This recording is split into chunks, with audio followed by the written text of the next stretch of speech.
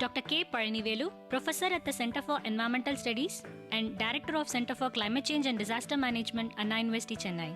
He obtained his PhD degree from Indian Institute of Technology, Madras, Chennai. He worked as project officer for a brief period at IIT Madras and moved on to the Center for Environmental Studies, Anna University in 1992. He was a visiting professor at Chungam National University, South Korea during 2007. He has been teaching courses on environmental chemistry, environmental pollution control, and instrumental methods of analysis since last 27 years. He has guided 75 students for ME and MSc, 4 MPhil, 2 MS, and 15 PhDs. He has published 135 papers in journals and 90 in conference and symposiums. He has received several awards in national and international levels. Welcome to the lecture series on chemistry of environment. We are discussing about nanomaterials. In the previous lecture, we discussed about titanium dioxide usefulness for environmental applications. In this lecture, we are going to see another nanomaterial, which is a very good material for other field of engineering applications and also in environmental applications. We are going to see some of the properties of carbon nanotubes, popularly called CNTs, and what are the types, what are the properties, and environmental applications we will see during this lecture. Actually, carbon nanotubes, as I mentioned before, it's made up of nano dimension 1 to 100 nanometer, and in this carbon are hollow cylinders of carbon atom, and carbon is a main material in this carbon nanotubes. These tube material are shaped in the tube made up of carbon, having a diameter measuring on the nanometer scale, usually 1 to 100 nanometer. That is actually about 1/10 of 1000 of thickness of a human hair. That is a dimension, very thin material. And the graphite layer appears somewhat like a rolled up chicken wire with a continuous unbroken hexagonal mesh, and carbon molecules at the apexes of the hexagon is the future of this carbon nanotubes material. And CNTs have many structures, actually differing in their length, thickness, and in the type of helicity and number of layers. Based on this, we have many structure of this carbon nanotubes. And if we look at some of the properties, all nanomaterials have some unique properties. When compared to the bulk material, these nanomaterials have unique properties which is special for this nanomaterial. And this CNT materials also having characteristics different from the bulk material, and electrical characteristics especially differ depending on the variation of the carbon acting either as a metal or as a semiconductor material also. Even carbon can act as a, depending on the structure, semiconductor material too. And carbon nanotubes show a unique combination of stiffness, strength, tenacity compared to other fiber material which usually lack 1 or 2 more of these properties. And carbon nanotubes have all this unique combination, including stiffness and strength. That is a speciality of this carbon nanotubes material. And if you look at the thermal and electrical conductivity, they are also very high when compared to the bulk material. The thermal conductivity and the electrical conductivity are also very high for this CNTs. And the intrinsic mechanical and transport properties of carbon nanotubes make them the ultimate carbon nanofiber. So, this is another special property, the mechanical and transport properties of this CNTs material. And if you look at the type, these CNTs are broadly classified into 2 types. One is single walled nanotubes, the other one is multi walled carbon nanotubes. So, there are basically 2 types. We will see some of the properties of these one. If you look at the single walled one, here the tubes of graphite that are normally capped at the end. Before going to see this, I will show you how the diagram of this nanomaterials both the type will appears. These are all, this is a hexagonal arrangement of the carbon atoms in a nanotube, and you can see here there is a single tube, everything combined here. So, this is a multi walled one, this is a A and D are single walled one, whereas E and F are multi walled one. This is a multi walled carbon nanotubes. You can see here inside so many tubes are there inside one, and here each one is separate. Here you can see this is also separate and this is also separate, each one as a material.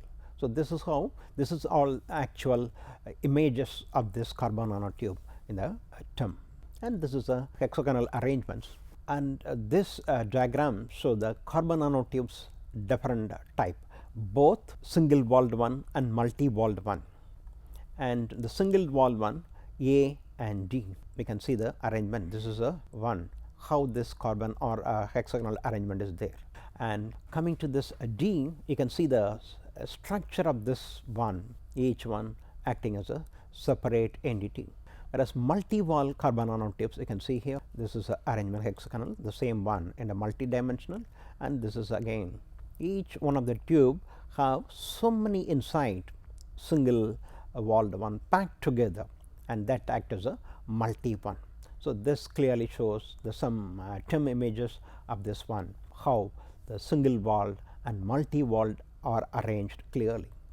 Coming to the single walled, some of the properties, they have a single cylindrical wall as shown in the diagram, and the structure of the single walled one can be visualized as a layer of graphite, that is a single atom thick called graphene, which is rolled up into a seamless cylinder type of arrangements.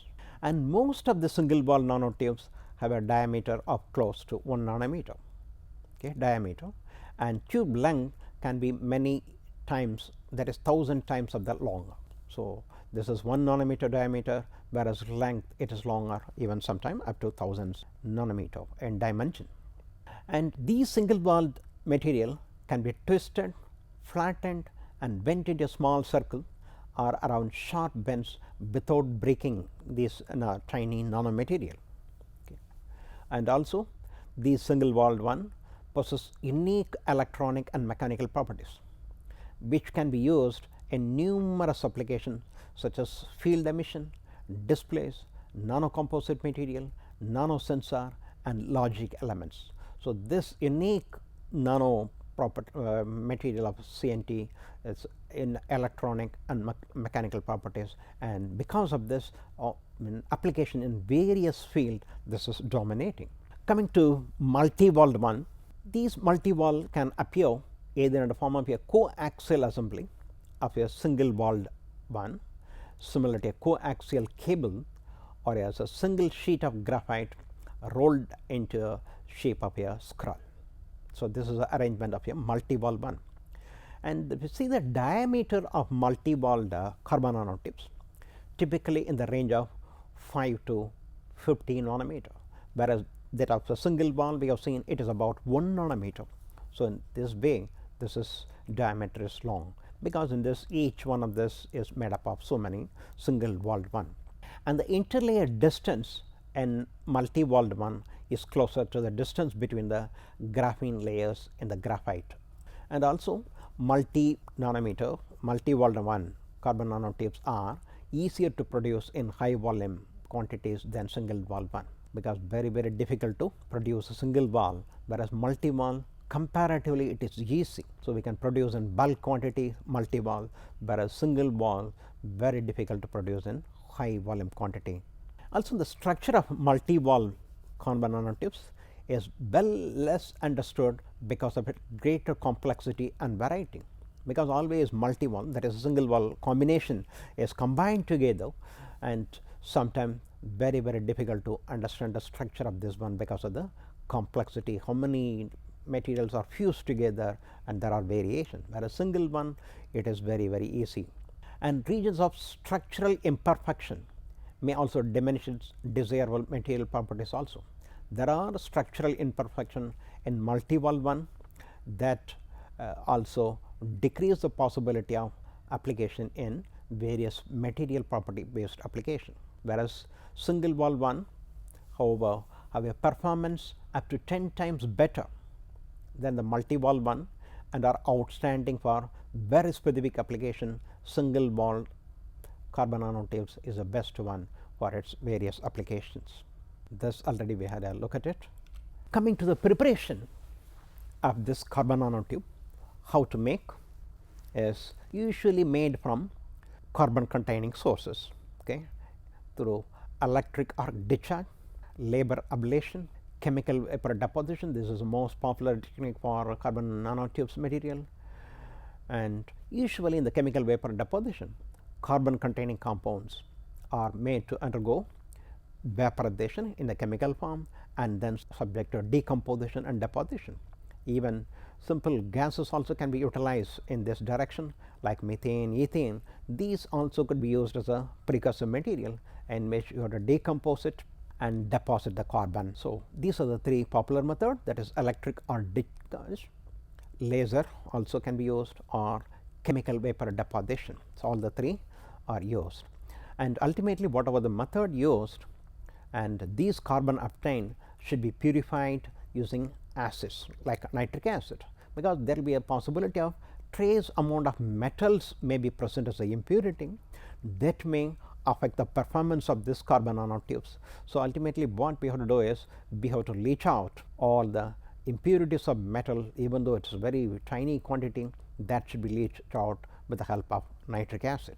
So, coming to the application of this carbon nanotubes, compared to a normal application, energy applications are very vast, that is energy conversion and storage such as solar cell, fuel cells, hydrogen storage, lithium ion batteries and electrochemical supercapacitor, all these things, these carbon nanomaterials finds lot of applications, okay, including hydrogen storage. Earlier we have discussed about the semiconductor photocatalysis. Using water we can generate hydrogen. Once hydrogen generated, the storage is a problem, and here this carbon nanotube materials becomes a wonderful choice for the storage of hydrogen. And suppose the hydrogen is decorated with metals like nickel or platinum, palladium, etc., and they show very high storage capacity for hydrogen. That is, nickel decorated carbon materials have wonderful storage capacity. So, all this for energy applications, carbon nanotubes is the best material. And also integration of this carbon nanotubes in solar and fuel cells also has increased the energy conversion efficiency. The use of this carbon nanotube increase the conversion energy of this material, and which have served as a future sustainable energy source, because fuel cells going to be this thing along with solar, and in these areas also this carbon nanotubes material finds a lot of applications. So, future energy without carbon nanotubes, it is impossible. Coming to environmental applications, already we have discussed about the properties. These carbon nanotubes material possess unique electrical properties, conductivity, etc., is entirely different compared to the bulk material. So, this makes this property for environmental applications, and these CNTs are finding applications in environmental monitoring as well as in wastewater treatment, because of the very high surface area of these nanomaterials they possess, for the detection and removal of gaseous pollutants, especially air pollutants, pathogens, dyes, heavy metals and pesticide, okay, are very effectively can be removed when compared to the bulk material, because all this treatment, in fact earlier days water treatment, wastewater treatment all started with carbon, and now these are all advanced material in which they show the nanomaterial very high capacity to remove these toxic contaminants from environmental samples. And the high sensitivity and selectivity towards the detection of environmental pollutants are demonstrated by these carbon nanotubes based as sensor, especially for gaseous pollutants, as well as the anticipated potential of carbon nanotubes as an adsorbent for these toxic pollutants to remove the from environmental samples, which show very high adsorption capacity and good regeneration ability. In adsorption, one of the very important property is the material should be regenerated, the pollutant should be recovered if it is a very material, and again it should be put for reuse thing. So, these CNT material have very good regeneration capacity also, not only adsorption capacity, very good regeneration capacity, which is very much essential for any adsorbent to be used in the environmental applications.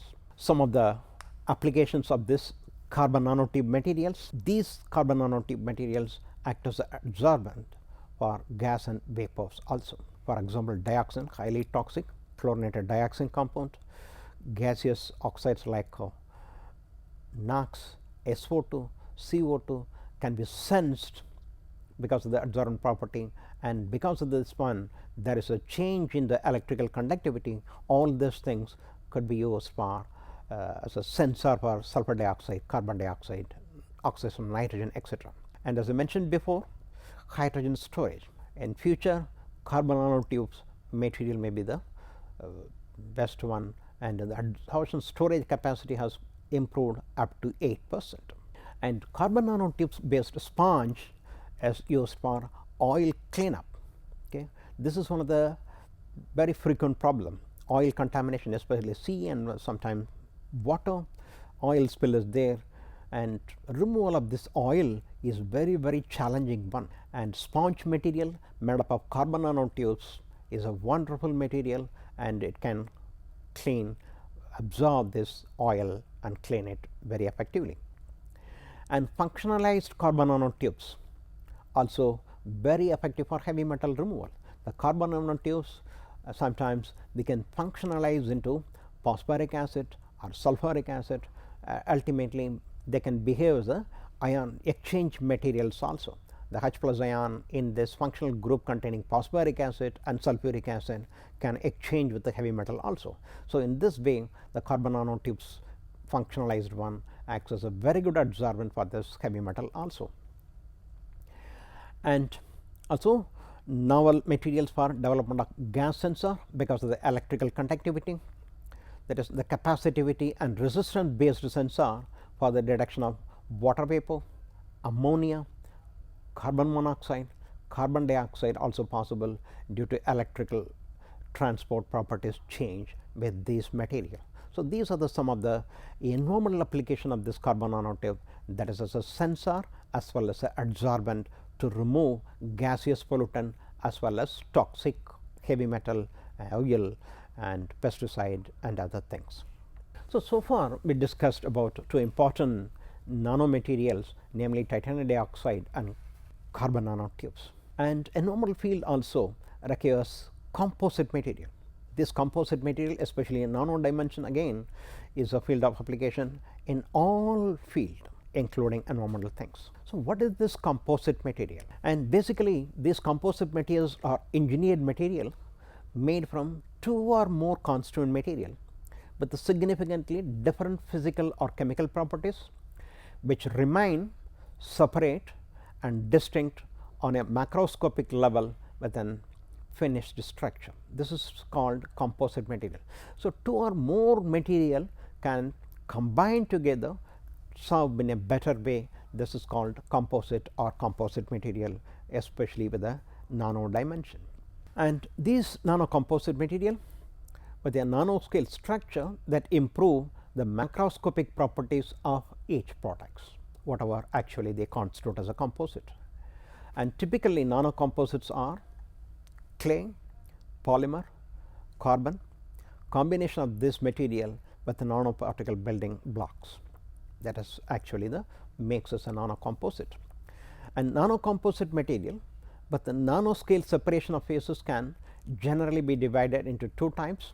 One is a multi-layer structure and other one is inorganic and organic composite. Okay. Already we discussed two nanomaterial, one is titanium dioxide, the other one is carbon nanotubes. Okay. Each one have unique properties. In the case of carbon nanotubes, it is a very good adsorbent material, but if you look at titanium dioxide, it is a very good semiconductor photocatalysis material. Suppose we combine these two of carbon nanotubes and titanium dioxide, they serves because carbon nanotubes very good adsorbent and titanium dioxide very good photocatalyst. So, any material adsorbed like pesticide or PAH or some other compound on it, immediately it will be destroyed by titanium dioxide present in it. So, this nanocomposite material is again very good wonderful material for environmental remediation, and in this even multi-layer structure also possible, more than 2 or 3, and usually multi-layer structure are typically formed by gas phase deposition or from self assembly of mono layers of each one of this material. The predominant one of composite material is composed of inorganic and organic composite material, which finds lot of environmental applications again, and not only environmental, other things also. And these composites can be formed by sol gel technique, bridging between clusters, especially within a silica based material, organosilicon material, or by coating nanoparticle in polymer layers. This can be made, and nanocomposites can greatly enhance the properties of nanomaterial.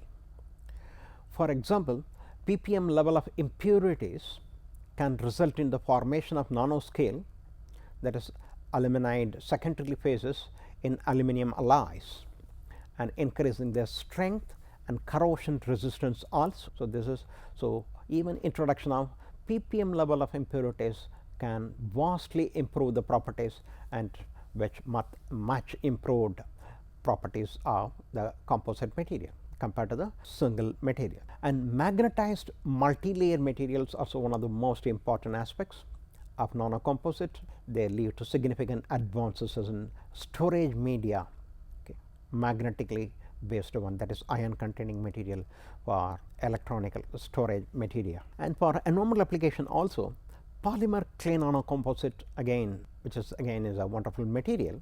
Clay, which is basically a colloidal particle, naturally occurring silicate material, and this can be combined with a polymer material which have some special application. These two can be combined, and the larger industrial demand for polymers has led to an equally large interest in polymer composite to enhance their properties.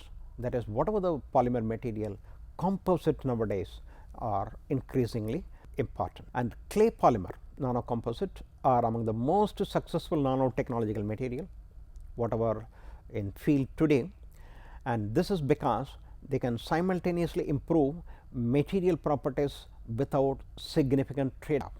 Suppose two things are there, one increases, the other one lower, but here in this nanomaterial, without simultaneously affecting the material properties, they improve the actual intended application.